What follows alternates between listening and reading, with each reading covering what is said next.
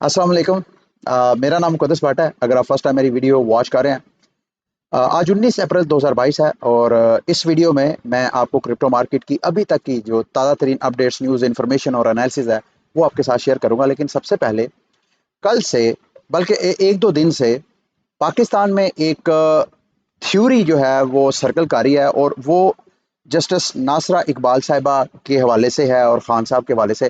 वो मैं थ्योरी आपको अभी बताने लगा हूँ, लेकिन इसके बाद मैं आपको क्रिप्टो के हवाले से अपडेट्स वगैरह दूंगा। लेकिन चूंकि हमारे मुल्क में जो पॉलिटिकल टेंशन्स हैं उसके ऊपर मैं चाह रहा था कि मैं अपनी ओपिनियन का इजहार करूं। जो कुछ हो रहा है उसके ऊपर मेरी अपनी भी नज़र होनी चाहिए और साथ साथ मैं जो कुछ यहाँ से लर्न करता हूँ वो आपके साथ में शेयर कर देता हूँ। थ्योरी क्या है?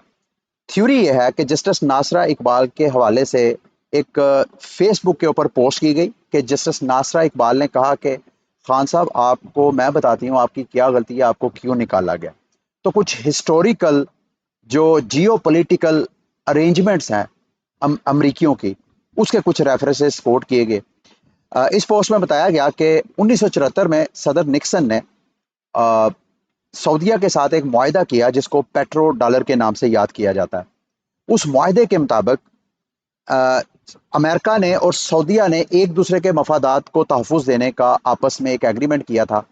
सऊदीया ने अ, अमेरिका से क्या गारंटी लेनी थी? इस पोस्ट के मुताबिक अमेरिका ने हाउस ऑफ साउथ को पावर में रखना था, क्योंकि आपको पता है वहां पे कोई डेमोक्रेसी नहीं है, वहां पे बादशाहत है। तो बादशाहत को जो है हर वक्त थ्रेट है डेमोक्रेसी से। आपको पता है पूरी दुनिया की पूरी जो एडवांस डेवलप मॉडर्न कंट्रीज हैं वहां पे डेमोक्रेसी है। तो जब अवाम सोशल मीडिया की वजह से, कम्युनिकेशन स्ट्रांग होने की वजह से, जो कम्युनिकेशन के ज़राए हैं वो ज़्यादा एक्सेसिबल होने की वजह से हर वक्त बादशाहत को ख़तरा होता है कि कहीं आज अवाम जाग ना जाए और इक़्तिदार और पावर जो है वो अपने हाथ में ना ले ले। तो अमेरिका से सऊदीया ने एक ये गारंटी ली कि हाउस ऑफ साउथ को एट एनी कास्ट अमेरिका ने सपोर्ट करना है। वो मिलिट्री भी हो सकती है, वो पॉलिटिकल भी हो सकती है, वो हर किस्म की सपोर्ट अमेरिका उसको देगा। दूसरा, इस पोस्ट में ये भी बताया गया कि अमेरिका ने इस चीज़ को भी गारंटी करना है कि जो सऊदी रियाल है वो बेशक सऊदीया के इकोनॉमिक हालात जैसे भी हों, उसको बेशक अच्छे हों बुरे हों, उसको 3 पॉइंट समथिंग यानी 3.45 समथिंग सऊदी रियाल पर डॉलर के साथ पैज रखना है। ये दो चीज़ें गारंटी करनी है। अब अमेरिका ने सऊदीया से क्या लेना था, इसका ताल्लुक जो है हमारी, ना सिर्फ हमारी बल्कि पूरी दुनिया के जियो पॉलिटिक्स है उसके साथ इसका ताल्लुक है। अमेरिका ने सऊदीया से गारंटी मांगी कि आपने, चूंकि आपको पता है सऊदीया एक ऑयल प्रोड्यूसिंग एक्सपोर्टिंग कंट्री है, तो उन्होंने कहा कि आपसे कोई भी दुनिया का मुल्क अगर तेल खरीदता है तो आपने उसको कहना है कि भाई मैं आपको तेल उसी सूरत में बेचूंगा अगर आप मुझे यूएस डॉलर देंगे।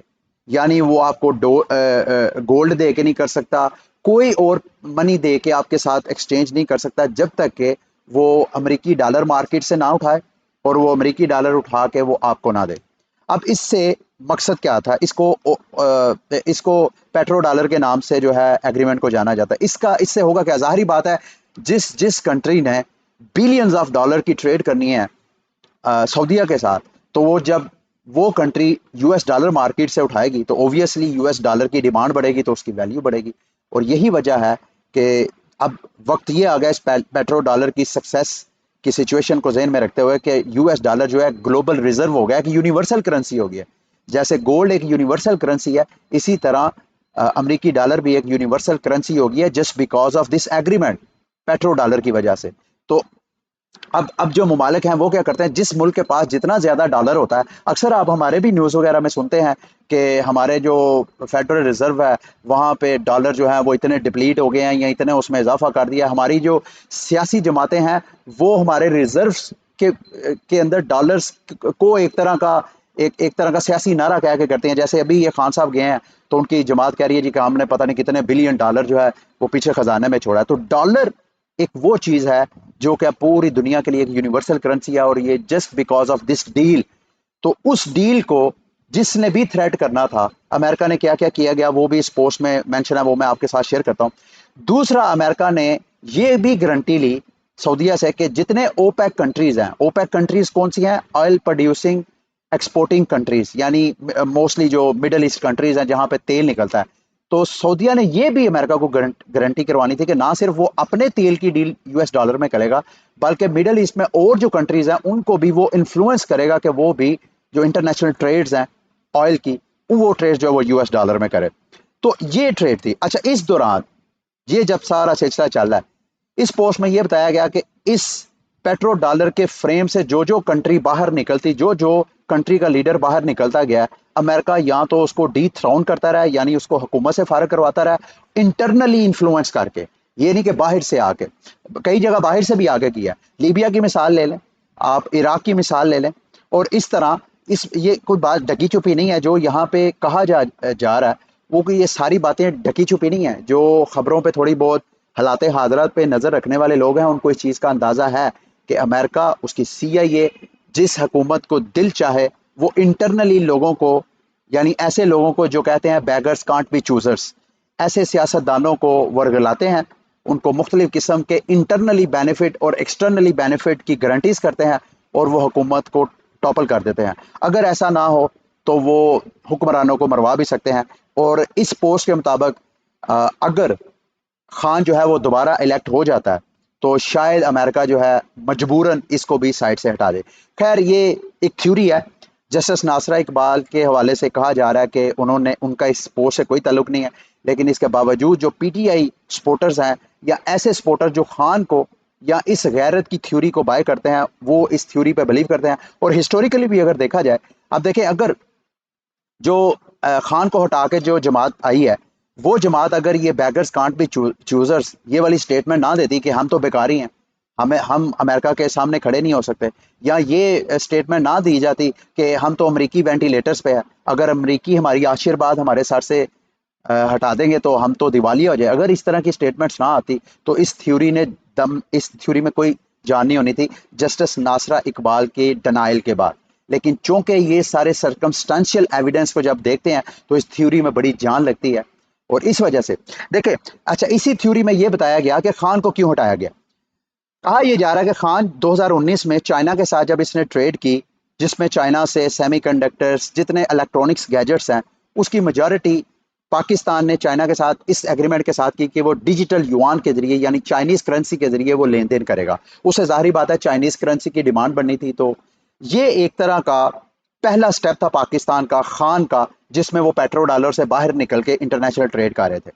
तो इस थ्योरी के मुताबिक ये कहा जा रहा है कि अमेरिका को उसी वक्त रेड अलर्ट मिल गया था कि ये खान किस जानिब जा रहा है। ठीक है, फिर उसके बाद नेक्स्ट जो मेजर अमेरिका के गुस्से की वजह बनी, ये रशिया का टूर था। कहा यह जा रहा है कि खान जब रशिया गया तो रशिया के साथ जो ट्रेड करने की, इस थ्योरी के मुताबिक जो ट्रेड करने जा रहा था, उसमें जितना रशिया, आपको पता है, एनर्जी एक्सपोर्ट करता है, गंदम भी हमारी अब ज़रूरत बन गई है, गंदम भी हम इंपोर्ट कर रहे थे। तो खान गंदम और आयल की जो रशिया के साथ ट्रेड करने जा रहा था, वो कहा यह जा रहा है इस थ्योरी के मुताबिक कि वो रशियन जो रबल है उसके ज़रिए करेगा। और क्यों करेगा? क्योंकि खान की हुकूमत, यानी हमारे मुल्क की मफादात को देखते हुए, खान ने देखा कि रशिया हमें अगर 30% डिस्काउंट पे आयल देगा तो हम क्यों महंगा आयल लें, हम क्यों अपने कौमी मफादात को ना देखें। तो पाकिस्तान, खान को ये था कि हमने अपनी कौम का देखना है, अपने मफादात का देखना है।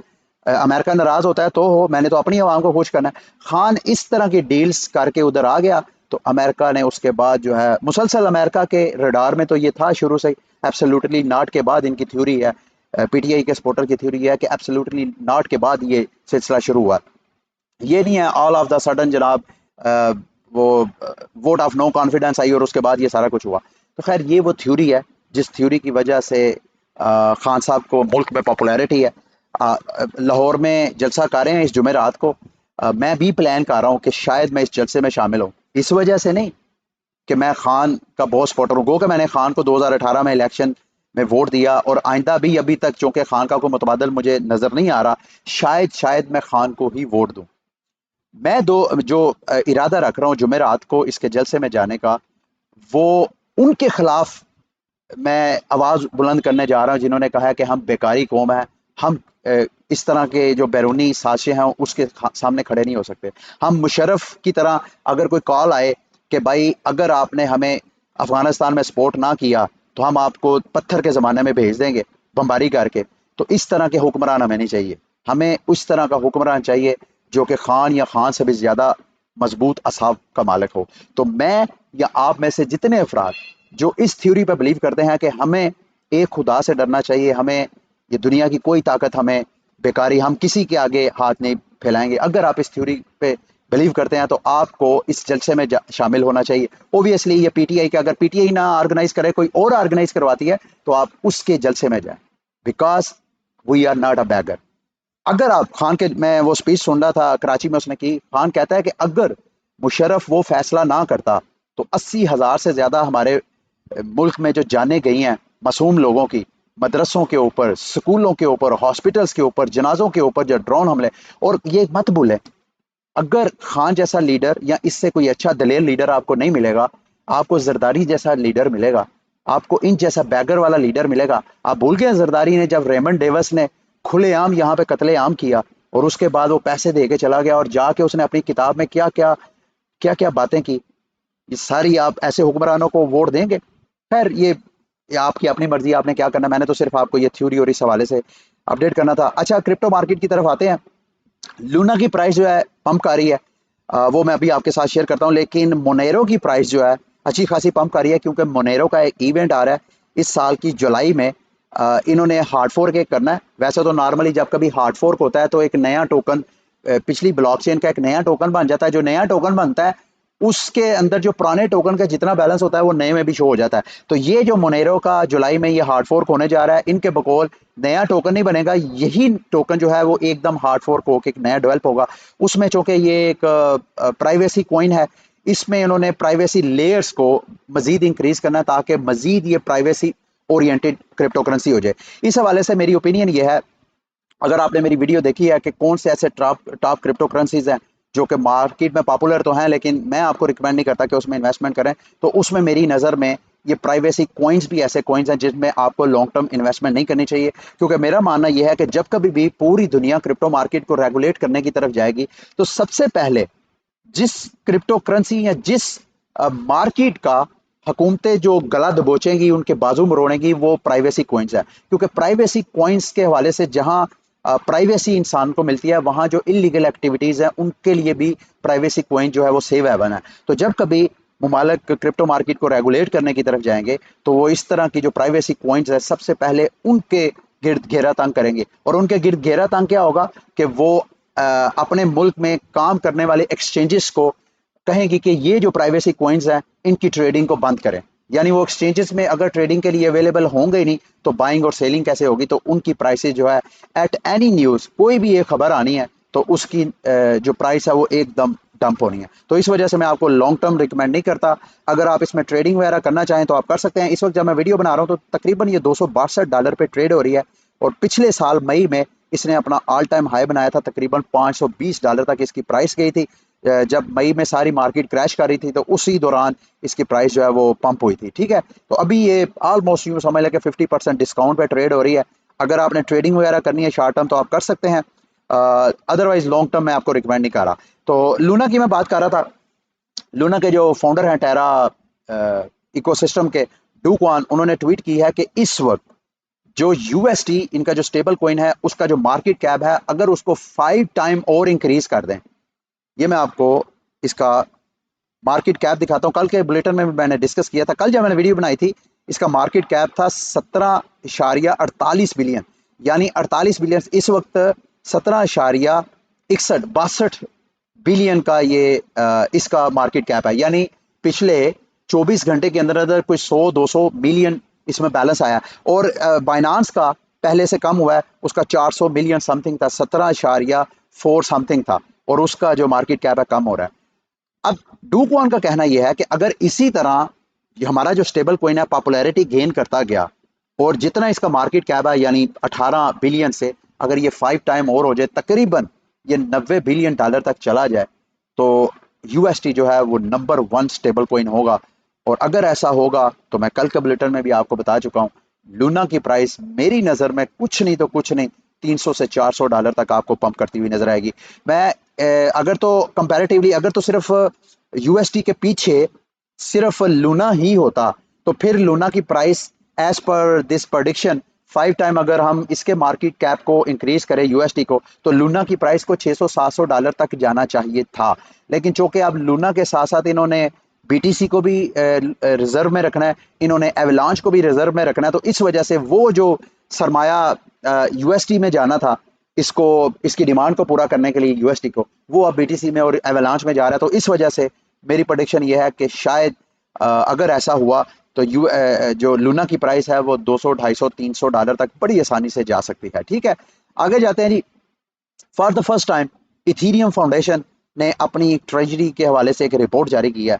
बड़ी इंटरेस्टिंग रिपोर्ट है। इथीरियम फाउंडेशन एक नॉन प्रॉफिटेबल ऑर्गेनाइजेशन है जो कि इथीरियम के ऊपर डेवलपर्स को सपोर्ट करती है, और इस फाउंडेशन का चलाने का मकसद जो इथीरियम के हवाले से जो टीम है, जो इकोसिस्टम है, उस हवाले से जो उसकी इकोनॉमी के हवाले से जो मामलात हैं उसको मैनेज करना है।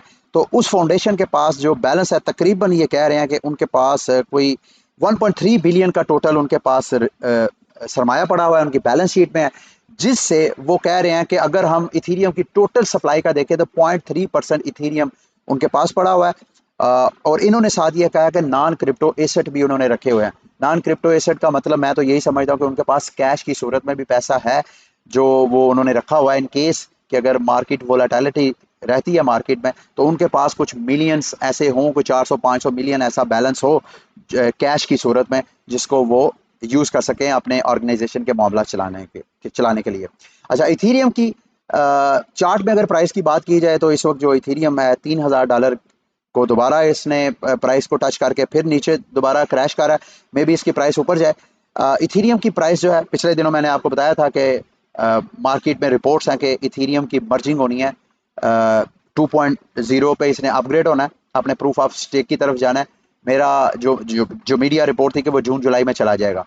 अब ये कहा जा रहा है कि ये जो है वो डिले हो गया है, शायद 9 माह मजीद लेट हो जाए, कोई पता नहीं, इस साल के एंड तक या अगले साल में चला जाए। तो इस लेट होने की वजह से जो मार्केट में इथीरियम की प्रेडिक्शन थी कि इथीरियम की प्राइस जो है इस साल के एंड तक लाजमी $10,000 तक जाएगी, अब ऐसे लग रहा है कि शायद वो डाउटफुल हो गया। लेट्स सी कि ये ऊंट किस करवट बैठता है। जाहिर बात है मार्केट के जो दीगर फंडामेंटल्स होते हैं, जो दीगर न्यूज़ होती हैं, उनका भी क्रिप्टो करेंसीज की प्राइसेस के ऊपर बहुत इंपैक्ट होता है। अच्छा जी, पिछले कई बुलेटिन्स में मैं आपके साथ एक न्यूज़ शेयर करता आ रहा था कि एक वक्त आएगा कि जो पॉलिटिकल पार्टीज हैं वो जब इलेक्शन कैंपेनिंग किया करेंगी तो उस दौरान जो फंड रेजिंग किया करेंगी उसमें क्रिप्टो करेंसीज के जरिए फंड रेजिंग भी होगी। और मैं साथ कुछ आपको अमेरिका की और कई ममालिक की कंट्रीज की एग्जांपल भी देता आ रहा था कि वो अपनी फंड रेजिंग क्रिप्टो करेंसीज के जरिए कर रहे हैं। एक और पर्सपेक्टिव बिल्कुल मेरी नज़र से ओझल था, वो ये अभी न्यूज़ आई है, मैंने कहा मैं आपके साथ भी शेयर कर लेता हूँ। आयरलैंड ने वहाँ पे पॉलिटिकल उन्होंने अपनी इलेक्टोरल न्यू लॉज जो है वो अप्रूव किए हैं। उन लॉज के मुताबिक उन्होंने जो क्रिप्टो डोनेशंस हैं उनको बैन कर दिया। उनकी नज़र में क्रिप्टो डोनेशंस के जरिए फॉरेन इंटरफेरेंस हो सकती है जो कंट्रीज की पॉलिटिक्स है।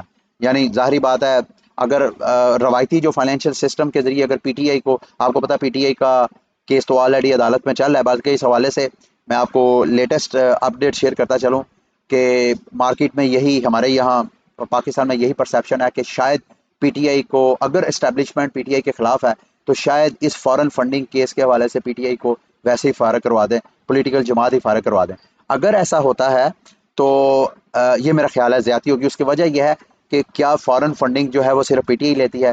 अगर पीटीआई के साथ आपने ऐसा करना ज़रूर करें, लेकिन साथ साथ जो दीगर हमारी बड़ी जमातें हैं जिसमें पीएमएलएन है, जिसमें पीपल्स पार्टी है, इनकी फॉरेन फंडिंग के हवाले से, फंड रेजिंग की जो है उस हवाले से भी उनका एहतसाब, उनका ऑडिट होना भी बहुत ज़रूरी है, ताकि हमारे पास अगर पीटीआई नहीं कोई भी और जमात आती है तो वो क्रिस्टल एंड क्लियर और ट्रांसपेरेंसी के साथ हमारे साथ आए। तो अगर ऐसा होता है तो इसमें अगर देखें, अगर कैश डील्स होती हैं, अब ये पीटीआई के खिलाफ जो कैश जो अदालत में केस चल रहा है इस हवाले से जो दीगर जमातों, तो वो सारी चूँकि रवायती फाइनेंशियल सिस्टम के जरिए सारी डोनेशन हुई हैं, उनको वेरीफाई करना बहुत आसान है। अगर ये क्रिप्टो की तरफ चले जाते हैं तो इसमें कई ऐसे ट्रांजेक्शन हो सकती हैं, खसूसन जो प्राइवेसी कॉइन्स हैं उनके जरिए, जिनको वेरीफाई करना जो है वो मुश्किल हो। तो इस दौरान आयरलैंड का कंसर्न ये है कि अगर हमने इसको अलाउ कर दिया क्रिप्टो के जरिए पेमेंट्स को, तो ये हमारे शायद इंटरनल मामलात में इंटरफेरेंस के चांसेस बढ़ जाए। ठीक है। अच्छा, इस हवाले से जी एक और लेटेस्ट अपडेट है। वकार ज़कार ने बाकायदा अपनी पॉलिटिकल कंपेनिंग का आगाज़ कर दिया अभी से, अवाम के साथ राब्ते का। ये मैं फेसबुक पे देख रहा था कि वकार ज़कार की जो अपनी सियासी जमात है, टेक्नोलॉजी मूवमेंट ऑफ पाकिस्तान, उन्होंने ये इफ्तारी वगैरह करवाई है और मैं देख रहा था इन्होंने पाकिस्तानियों के साथ जो इंगेजमेंट है अवाम के साथ बढ़ाने का इरादा किया है। तो मुझे बड़ी खुशी होगी अगर इसी तरह वकार ज़कात जो है ऐसी सियासी जमात बनाता है और अपने कैंडिडेट खड़े करता है। अगर वो लाहौर में मेरे एरिया में करेगा तो मेरा खान का वोट नहीं, मेरा इसका वोट है, इसका नहीं, क्योंकि मैं वकार ज़का को पसंद करता हूँ इस वजह से, क्योंकि जो वकार ज़का का कॉज है, जो उसका मकसद है, वही मेरा और मेरी क्रिप्टो कम्युनिटी का है। देखिए सियासी जमात कहते किसको है? सियासी जमातों में हमारे यहाँ परसेप्शन ये है शख्सियत परस्ती नहीं होनी चाहिए। सियासी जमात ऐसे अफराद के ग्रोह को बोलते हैं जो लाइक माइंडेड हो। तो वकार ज़का और मैं और मेरी जो जितनी कम्युनिटी है, हम लाइक माइंडेड पीपल हैं। तो अगर हम कहीं कोई स्ट्रगल करते हैं पूरी कम्युनिटी के लिए तो हमें एक दूसरे के बाजू बनना चाहिए, ना कि ये देखना चाहिए कि यार इसकी मूछें जो हैं वो छोटी हैं, मूछें क्यों रख ली हैं इसने, या इसकी शख्सियत क्या है, यार इसकी ज़ुबान कैसी है, यार इसका ये तो पैसे लेता है। ये शख्सियत परस्ती ना करें, काजिज़ को देखें, मफादात को देखें। अगर वो आपके साथ अलाइन होते हैं, मैच करते हैं, तो आप उस मफादात की खातर उसके साथ मिले। ठीक है, लास्ट में ये न्यूज़ शेयर करके मैं आज के बुलेटिन को एंड करूंगा। ब्रेकिंग न्यूज़ है जी, क्रिप्टो एक्सचेंज ब्लॉकचेन भी blockchain.com बड़ी पुरानी ये वेबसाइट है। मैं मेरा ख्याल है 2014-15 की शायद बात है। मैं सबसे पहले कोइन बेस और blockchain.com पे ही अकाउंट बना के यहीं पे अपने फंड्स वगैरह सेव किया करता था। आजकल तो खैर सारी चीज़ें वहाँ से मैंने निकाल ली हैं और ना ही वो पाकिस्तानी को परमिशन देते हैं। अब ये अमेरिका में अपना आईपीओ करने जा रहे हैं, इनिशियल पब्लिक ऑफरिंग। ये बिल्कुल ऐसी है जैसे कोइन बेस ने अपना इनिशियल पब्लिक ऑफरिंग किया था। यानी अब कोइन blockchain.com वेबसाइट भी एक पब्लिक ऑर्गेनाइजेशन बनने जा रही है। उससे अगर आप लोगों ने आईपीओ बाय करना है, तो अगर आप बाय करेंगे तो ये जितनी क्रिप्टो फर्म्स हैं, इनके आईपीओज, इनके शेयर बाय करने का आपको ये फ़ायदा होगा कि आपकी जो इन्वेस्टमेंट है, एक तो वो डाइवर्सिफाई होगी, और दूसरा इन कंपनीज का के अंदर पोटेंशियल है कि वो आने वाले वक्तों में शायद 5 साल या 10 सालों के अंदर इतना ज़्यादा आपको गेंद दे कि जिस तरह 21वीं सदी के स्टार्ट में पेपाल में इन्वेस्टमेंट करने वाले लोगों को उसमें मिला, जैसे एप्पल में करने वालों को मिला, जैसे इस तरह फेसबुक में करने वालों को प्रॉफिट मिला। तो इसी तरह अगर इधर भी आप अपने इन्वेस्टमेंट को डाइवर्सिफाई करके इन्वेस्टमेंट करते हैं तो शायद आपको यहाँ से अच्छा खासा रिटर्न मिले। ठीक है, ये था आज का बुलेटिन। उम्मीद करता हूँ कि आज का बुलेटिन भी आपके लिए इन्फॉर्मेटिव रहा होगा। अगली वीडियो तक के लिए मुझे इजाज़त। अल्लाह हाफिज़।